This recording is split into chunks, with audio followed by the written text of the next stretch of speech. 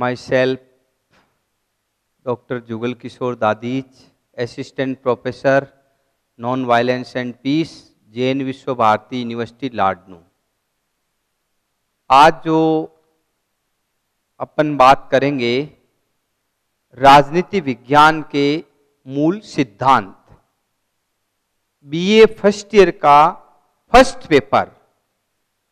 Paper में first जो unit है उसका नाम है राजनीति विज्ञान का अर्थ, प्रकृति और क्षेत्र।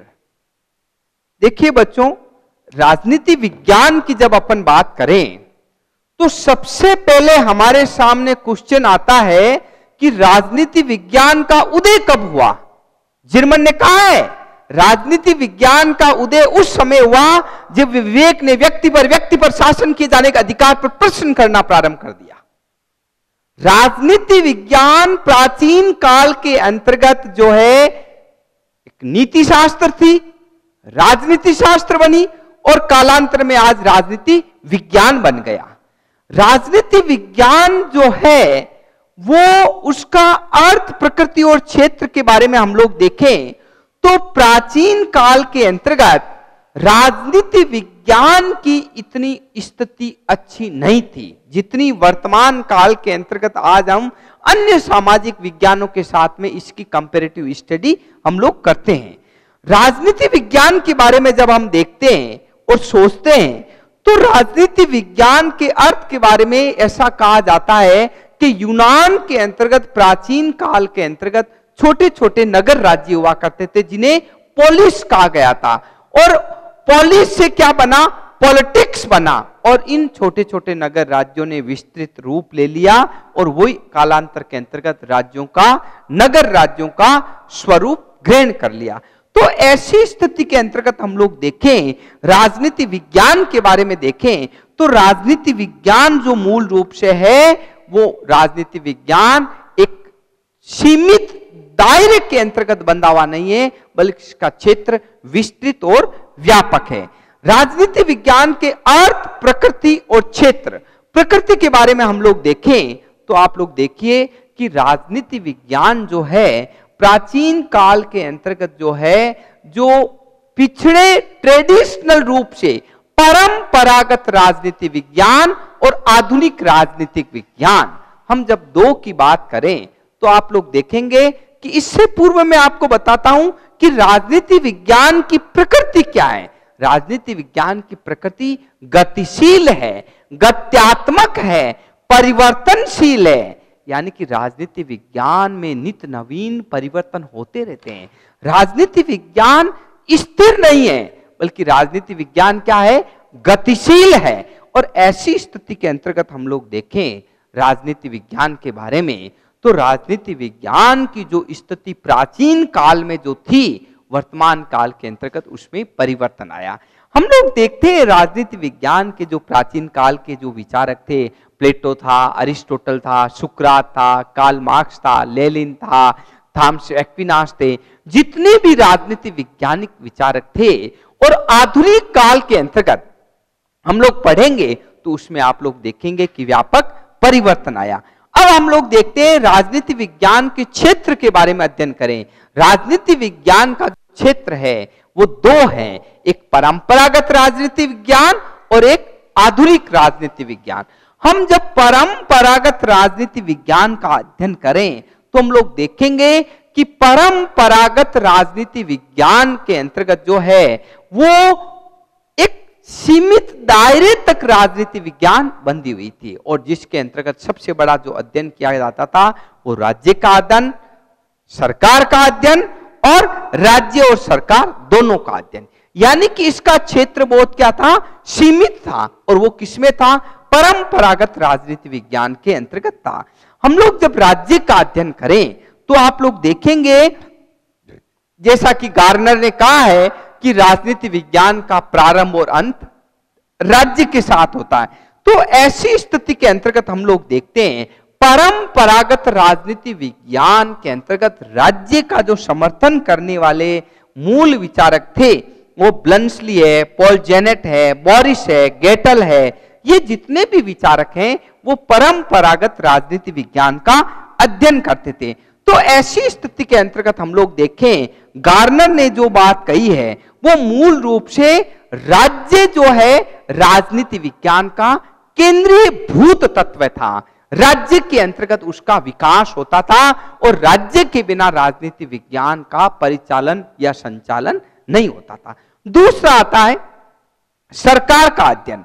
सरकार की बात करें हम लोग तो आप लोग देखेंगे कि परंपरागत राजनीति विज्ञान के विचारकों का मानना था कि राज्य और सरकार, दो बातें यहां पर आती है देखिए, और दो बातों के अंतर्गत मैं आपको बताऊं कि मूल बात यह आती है इसके अंतर्गत, राज्य और सरकार के अंतर्गत, कि राज्य क्या है। राज्य एक अमूर्त संस्था है, वो कहीं पर भी दिखाई नहीं देती है, जबकि आपको जो सरकार है वो क्या है, एक मूर्तवान संस्था है और वो दिखाई देती है। तो राज्य का संचालन करने के लिए सरकार की आवश्यकता रहती है। तो ऐसी स्थिति के अंतर्गत हम लोग देखते हैं जो सरकार है वो एक मूर्त संस्था है और जो संप्रभुता का प्रयोग करती है। और ऐसी स्थिति के अंतर्गत राजनीति विज्ञान के जो विचारक है प्रसिद्ध विद्वान लिकोक ने क्या कहा है कि राजनीति विज्ञान मूल रूप से क्या है, सरकार से संबंधित विद्या है या सरकार से संबंधित है। और दूसरा जो लिकोक ने जो बात कही है वो एक बात आगे चल करके शिले कहता है। तो ऐसी स्थिति के अंतर्गत हम लोग देखते हैं राजनीति विज्ञान है वो सरकार से संबंधित है। नंबर 3 पर आता है राज्य और सरकार दोनों का अध्ययन करते हैं। देखिए राज्य और सरकार दोनों का अगर अपन अध्ययन करें तो आप लोग देखेंगे कि परंपरागत राजनीति विज्ञान के अंतर्गत राज्य और सरकार का अलग अलग अध्ययन करने की जो बात कही है वो मैं मानता हूं अपूर्ण बातें हैं, बल्कि राज्य और सरकार आपस में एक दूसरे से घनिष्ठ संबंध है। राज्य अमूर्त है तो सरकार क्या, उसका मूर्तवान रूप है। तो ऐसी स्थिति के अंतर्गत हम लोग देखते हैं कि राज्य प्रभु सत्ता का प्रयोग नहीं करता है, बल्कि प्रभु सत्ता का प्रयोग कौन करता है, सरकार करती है। तो इस संदर्भ में जो गिलक्राइस्ट का कहना है, गिलक्राइस्ट ने क्या कहा है कि राजनीति विज्ञान राज्य और सरकार की सामान्य समस्याओं का अध्ययन करती है। तो ऐसी स्थिति के अंतर्गत राजनीति विज्ञान, और नेक्स्ट जो बात आती है अपने परंपरागत राजनीति विज्ञान की जो बात आ रही है वो मूल रूप से ऐसी स्थिति के अंतर्गत इन तीनों का अध्ययन। लेकिन जो मेन बात आ रही है वो आ रही आधुनिक राजनीति। ये जो क्षेत्र हुआ वो परंपरागत राजनीति विज्ञान का हुआ। राजनीति विज्ञान के हम आधुनिक दृष्टिकोण का अध्ययन करें तो वो आधुनिक दृष्टिकोण वाले ये कहते हैं कि राजनीति विज्ञान के अंतर्गत मानव व्यवहार का अध्ययन किया जाना है। मानवीय व्यवहार परिवर्तनशील है, गिफ्ट ऑफ नेचर, प्रकृति का उपहार है, और मानव का व्यवहार क्या है, सदैव परिवर्तनशील रहता है। मानव व्यवहार कहीं पर भी स्थिर नहीं रहता है। तो परंपरागत राजनीति शास्त्र के अंतर्गत जो उपयुक्त परिभाषाएं दी है राज्य सरकार की, आधुनिक राजनीति विज्ञान के विद्वानों का मानना है कि वो अपूर्ण है। मानव व्यवहार का अध्ययन किया जाना चाहिए क्योंकि इसमें मनुष्य के हित जुड़े हुए हैं। तो ऐसी स्थिति के अंतर्गत हम लोग देखते हैं राजनीति शास्त्र एक ऐसा सामाजिक विज्ञान है जो राज्य और सरकार का केवल औपचारिक संस्थागत विधिक अध्ययन प्रस्तुत नहीं करता है, बल्कि मानव व्यवहार के द्वारा उन्हें इंप्लीमेंट या अमली जामा पहनाया जाता है। तो ऐसी स्थिति के अंतर्गत राजनीति विज्ञान के अंतर्गत मानव व्यवहार का भी अध्ययन किया जाना चाहिए, आधुनिक राजनीति विज्ञान वाले लोग कहते हैं। दूसरा आता है राजनीतिक सिद्धांतों का अध्ययन। राजनीति विज्ञान के जो आधुनिक राजनीतिक विचारक के जो लोग हैं वो ये कहते हैं अतीत और वर्तमान के राजनीतिक विचारों और सिद्धांतों का अध्ययन करना चाहिए। जब वो अध्ययन होगा, विश्लेषण होगा और उनका विस्तृत रूप से जब अपन अध्ययन करेंगे तो निश्चित रूप से आप लोग देखोगे कि राजनीतिक सिद्धांतों का भी अध्ययन होना चाहिए। नेक्स्ट आता है राजनीतिक दल, दबाव, समूह एवं लोकमत।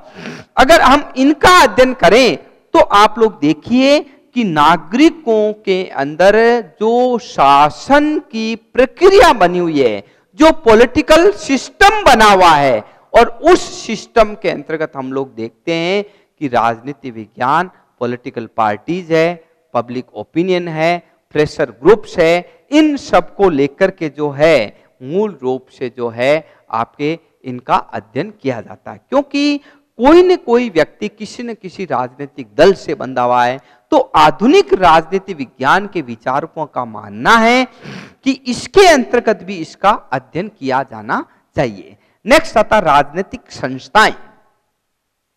देखिए, राजनीतिक संस्थाओं का अगर अपन बात करें तो आप लोग देखेंगे कि जो संस्थाएं कौन है, संविधान है, स्थानीय स्वशासन है, प्रादेशिक संस्थाएं हैं, राष्ट्रीय सरकार है, इन सब का कंपेरेटिव स्टडी की जानी चाहिए। और कंपेरेटिव स्टडी से तात्पर्य यह है कि राजनीति विज्ञान के अंतर्गत जो राजनीतिक संस्थाएं हैं, चाहे पंचायती राज हो और चाहे आपके दूसरा जो संयुक्त राष्ट्र संघ हो, राष्ट्र संघ हो, सार्क हो, आसियान हो, जितने भी सिस्टम काम कर रहे हैं उन सिस्टम का भी अध्ययन किया जाना चाहिए।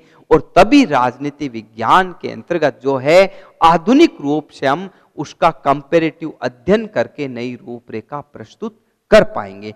तो ऐसी स्थिति के अंतर्गत हम लोग देखते हैं राजनीतिक संस्थाओं के बारे में भी हम लोग अध्ययन करते हैं। नेक्स्ट आता है अंतरराष्ट्रीय संबंधों का अध्ययन। देखिए, अंतरराष्ट्रीय संबंधों की जहां तक बात आती है तो इस संदर्भ में जो है अंतरराष्ट्रीय जो विधि है, अंतरराष्ट्रीय जो संगठन है, उन सब का भी अध्ययन किया जाना चाहिए राजनीति विज्ञान के अंतर्गत। क्योंकि राजनीति शास्त्र के अंतर्गत जो है अनेक ऐसी अंतरराष्ट्रीय संस्थाएं हैं जिनके बिना हम राजनीति विज्ञान का अध्ययन किए बिना हम कपोल कल्पित होंगे। क्योंकि जो पॉलिटिक्स है वो मूल रूप से एक जगह अपने सीमित दायरे में नहीं रह करके इसका क्षेत्र विस्तृत और व्यापक है। तो आधुनिक राजनीति विज्ञान के विद्वानों का मानना है कि इसका भी अध्ययन किया जाना चाहिए। तो मूल रूप से जो गैरिश ने बात की, राजनीति शास्त्र राज्य की उद्भव, विकास, उद्देश्य तथा समस्त राजकीय समस्याओं का अध्ययन करता है। तो ये जो परंपरागत राजनीतिक विचारक थे, कैटलिन कहता है राजनीति विज्ञान शक्ति का विज्ञान है।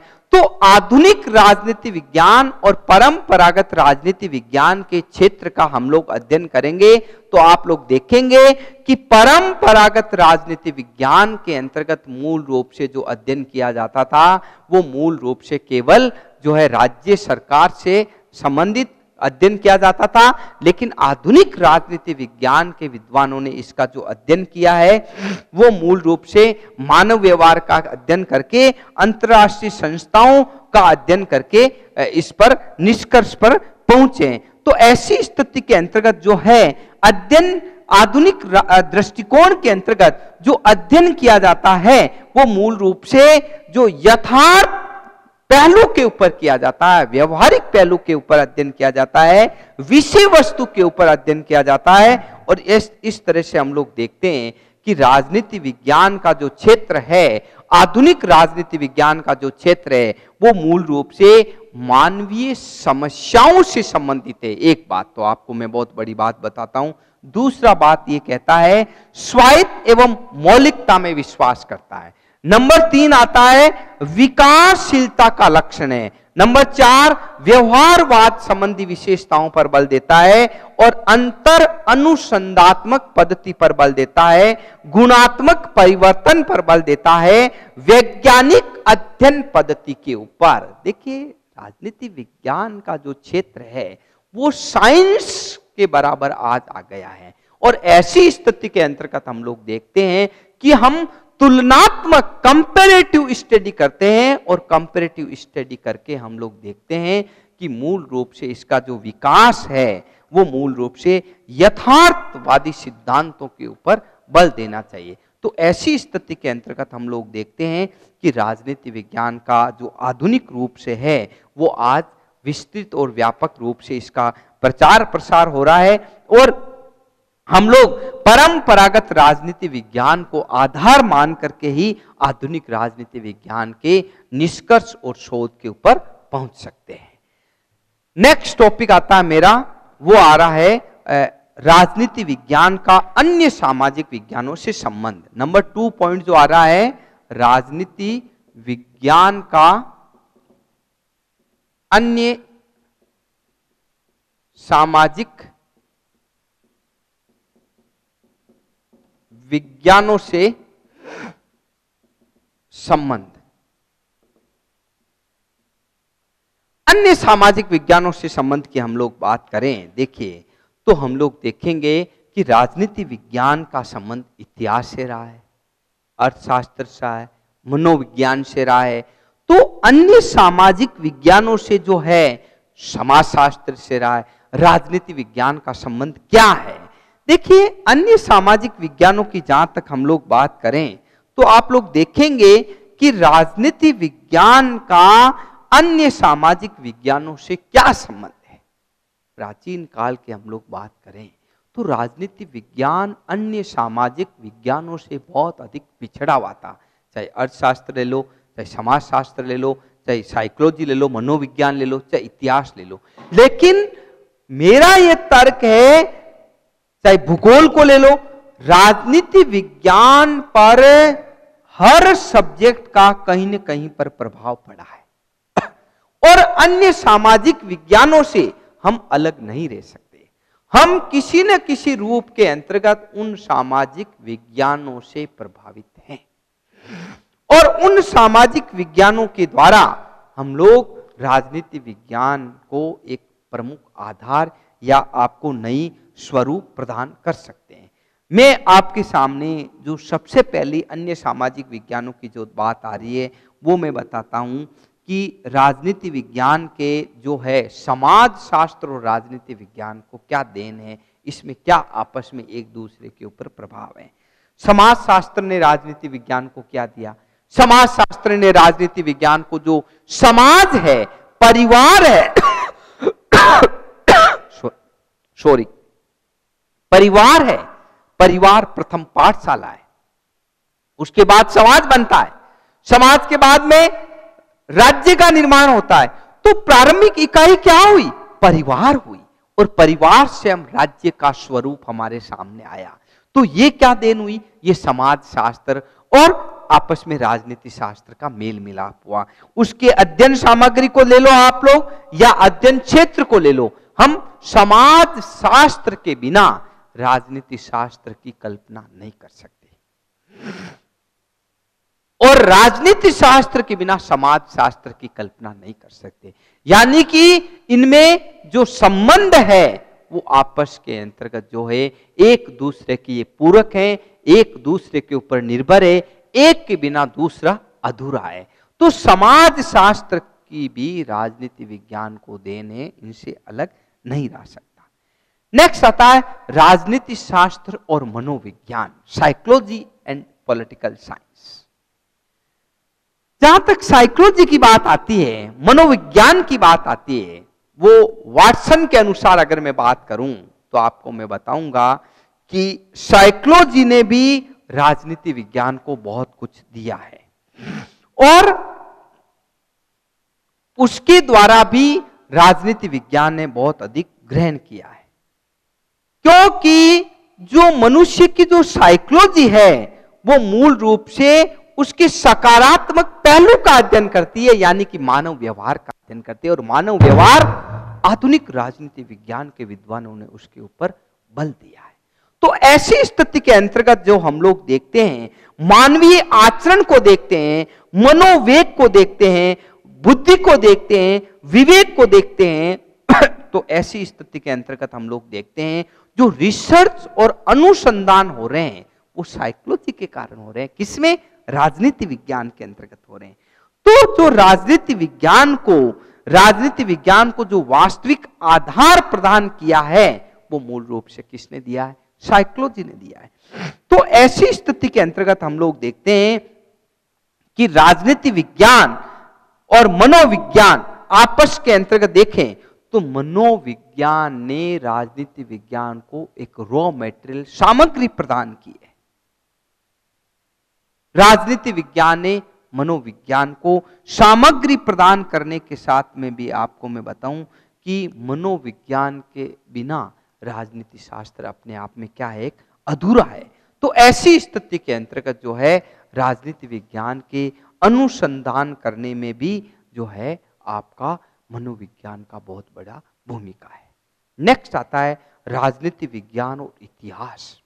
देखिए फिशर ने कहा है कि वर्तमान कालीन राजनीति भूतकाल के अंतर्गत इतिहास बन जाती है। जो करंट अफेयर्स पे हम लोग बात कर रहे हैं वो कल जब समय बीत जाता है तो वो इतिहास बन जाती है। तो हम इतिहास के बिना अधूरे हैं, हम इतिहास के बिना कोई बात नहीं कर सकते। तो ऐसी स्थिति के अंतर्गत हम लोग देखते हैं, इतिहास की स्थिति को हम लोग देखते हैं। तो राजनीति विज्ञान और इतिहास का मैं आपको संबंध बताऊं, चोली और दामन का है। इतिहास के बिना राजनीति विज्ञान अधूरी है और राजनीति विज्ञान के बिना इतिहास अधूरा है। दोनों का अध्ययन एकांगी होना, यानी कि राजनीति विज्ञान को अगर किसी ने कोई प्लेटफॉर्म दिया है, अगर कोई वहां पर निश्चित नियम और सिद्धांत दिए हैं, तो हम ऐतिहासिक तथ्यों के द्वारा जो इतिहास में गलतियां नहीं हुई है उनको नहीं दोहरा करके हम नई पॉलिटिकल सिस्टम को डेवलप करेंगे। तो इन दोनों के अंतर्गत जो है एक विकास की कहानी छुपी हुई है आपस के अंतर्गत, और अनुभव, सभ्यता, सफलता, असफलता, सारे के सारे जो गुण और दोष हैं वो मूल रूप से इतिहास के अंतर्गत छुपे हुए हैं। तो ऐसी स्थिति के अंतर्गत हम लोग जो बात करते हैं, बांकर की बात करें, यद्यपि इतिहास व राजनीति शास्त्र की सीमा प्रारंभ से अंत तक परस्पर संबंधित है, किंतु वास्तव में दोनों एक दूसरे से जो है स्वतंत्र शास्त्र भी है। तो ऐसी स्थिति में नंबर 1 अगर मैं आपको पॉइंट बताता हूं, जो सबसे बड़ा इतिहास की राजनीति विज्ञान को जो देन है वो है सामग्री, रॉ मटेरियल, और इसके बिना राजनीति विज्ञान का अस्तित्व नहीं है। जो प्राचीन काल में कुलीन तंत्र था, राजतंत्र था, भीड़ तंत्र था, एक तंत्र था, वो हमने कहां से लिया? इतिहास से लिया। जितनी भी क्रांतियां हुई है, जितने भी संघर्ष हुए हैं, फ्रीडम स्ट्रगल हुए हैं, कॉन्स्टिट्यूशन बने, हमने कहां से लिए? तथ्यों की जानकारी राजनीति विज्ञान को कौन देता है? इतिहास देता है। नंबर 2, इतिहास राजनीति विज्ञान के लिए एक प्रयोगशाला है, एक मार्गदर्शक है, और उसके अंतर्गत क्या है कि मूल रूप से जो है सफलता और असफलताएं छुपी रहती है। मैं आपको इंडिया की बात बताता हूं, यहां हूण आए, कुषाण आए, डच आए, पुर्तगाल आए, मुगल काल आए और फिर अंग्रेज आए। ये जो पॉलिटिकल सिस्टम चेंज हुआ और चला और सत्ता का दौर चला, ये हमने कहां से लिया? इतिहास से लिया। तो ऐसी स्थिति के अंतर्गत इतिहास जो है मूल रूप से एक मार्गदर्शक है। नंबर 3 पे आता है राजनीति विज्ञान के आदर्शों तथा सिद्धांतों के निर्धारण में सहायता। राजनीति विज्ञान के जो नवीन आदर्श हैं, political ideas and political principles, वो जो बात है वो हमने इतिहास से सीखी है। इतिहास के अंतर्गत जो नीति निर्माण थी, जो बातें थी, वो मूल रूप से क्या हुआ कि आपको मैं बताऊं कि हमने जानकारी प्राप्त की। तो ऐसी स्थिति के अंतर्गत राजनीति विज्ञान की इतिहास को भी देन है। ऐसा नहीं है कि इतिहास केवल इतिहास ही राजनीति विज्ञान को देता है, बल्कि राजनीति विज्ञान भी इतिहास को देता है। जो करंट में सिस्टम चल रहा है वो इतिहास के लिए एक सामग्री बन गई। तो ये दोनों आपस में एक दूसरे से घनिष्ठ रूप से संबंधित आपस में बने हुए हैं। नेक्स्ट आता है राजनीति विज्ञान और भूगोल। देखिए, राजनीति विज्ञान और भूगोल की अगर अपन बात करें तो मैं आपको एक बहुत बड़ी बात बताता हूं कि राजनीति विज्ञान और भूगोल में क्या संबंध है। राज्य के 4 आवश्यक तत्व हैं: संप्रभुता, सरकार, जनसंख्या और निश्चित भूभाग। भूभाग का मतलब क्या हो गया? भूगोल। भूगोल। और ऐसी स्थिति के अंतर्गत हम लोग देखते हैं भूगोल के बारे में, तो आप लोग देखोगे कि मूल रूप से जो राजनीति विज्ञान है वो भूगोल के बिना अधूरी है और भूगोल राजनीति विज्ञान के बिना अधूरी है। यानी कि ये दोनों आपस में गर्भ के अंतर्गत समाये हुए हैं। अरस्तु ने कहा है, अरिस्टोटल क्या कहता है? भौगोलिक ज्ञान के अभाव में राजनीतिक ज्ञान में वृद्धि नहीं की जा सकती। भूगोल का राजनीति विज्ञान पर बहुत बड़ा प्रभाव है। जनसंख्या का, अंतर्राष्ट्रीय संबंधों का बहुत बड़ा प्रभाव है। जो पॉपुलेशन है वो राष्ट्र का निर्माण करती है। और एक अंतर्राष्ट्रीय राजनीति विज्ञान के विद्वान प्रोफेसर जो मोर्गेंथो ने कही है कि किसी भी देश की राष्ट्रीय शक्ति उसके भूगोल पर निर्भर करती है। तो भूगोल, आज स्विट्जरलैंड के ऊपर कोई भी हमला क्यों नहीं कर सकता? क्योंकि उसकी भौगोलिक आकृति ऐसी एक चारों ओर पानी से घिरा हुआ है। आज हम लोग जो है क्यों सेफ है? हिमालय हमारे एक तरफ सुरक्षा प्रहरी के रूप में कार्य करता है। तो राजनीति विज्ञान का भूगोल के ऊपर बहुत प्रभाव पड़ता है। और एक आता है अंतर्राष्ट्रीय राजनीति पर प्रभाव। अंतर्राष्ट्रीय राजनीति में भौगोलिक दशाएं, बनावट, प्राकृतिक स्थिति, जलवायु, खनिज पदार्थ, और इस तरह से हम लोग देखते हैं कि भूगोल का भी राजनीति विज्ञान के ऊपर बहुत अधिक प्रभाव है। ये एक दूसरे से आपस में घनिष्ठ संबंध है। नेक्स्ट आता है वो सबसे बड़ा जो आ रहा है वो आ रहा है राजनीति विज्ञान का जो संबंध है वो आ रहा है अर्थशास्त्र से संबंध। देखिए, अर्थ के बिना सब व्यर्थ है। जहां प्राचीन काल से लगा करके आधुनिक काल तक की अगर अपन बात करें तो आप लोग देखेंगे कि आर्थिक व्यवस्था क्या कहती है। और आर्थिक व्यवस्था के अंतर्गत हम लोग देखते हैं कि राजनीति विज्ञान और अर्थशास्त्र का घनिष्ठ संबंध है। और ऐसी स्थिति के अंतर्गत जो है अर्थशास्त्र ने राजनीति शास्त्र को क्या दिया?